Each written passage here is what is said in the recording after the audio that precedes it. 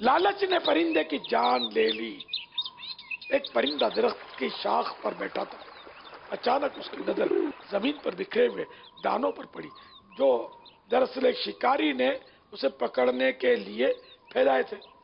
دانوں کے لالچ نے اس پرندے کو اپنی طرف کھینچ لیا اور وہ بغیر سوچے زمین پر اترا اور مزے سے دانے چگنے لگا۔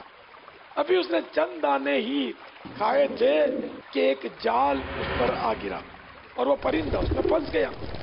شکاری نے اسے پکڑا، ذبح کیا اور بھون کر کھا گیا۔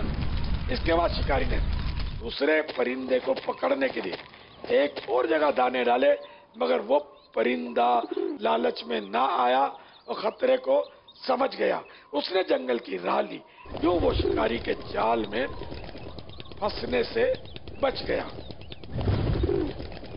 یہ مثنوی شریف میں مولانا روم علیہ رحمۃ اللہ القیوم نے عبرت کے لیے، سبق کے لیے، درس کے لیے بیان فرمائی ہے۔ اے عاشقان رسول، دیکھا آپ نے کہ اس فرضی حکایت میں شکاری نے دانا دونوں پرندوں کے لیے ڈالا، مگر پہلا پرندہ لالچ میں آ گیا اور بغیر سوچے سمجھے کھانے کے لیے اترا اور شکاری کا شکار ہو گیا۔ اس سے یہ مدنی پھول سیکھنے کو ملا کہ ہمیں کوئی بھی کام بغیر سوچے سمجھے نہیں کرنا چاہیے، بلکہ وہ کام کرنے سے پہلے اچھی طرح غور کرنا چاہیے کہ جب کام ہم کرنے جا رہے ہیں کہیں اس پہ ہمارا نقصان تو نہیں۔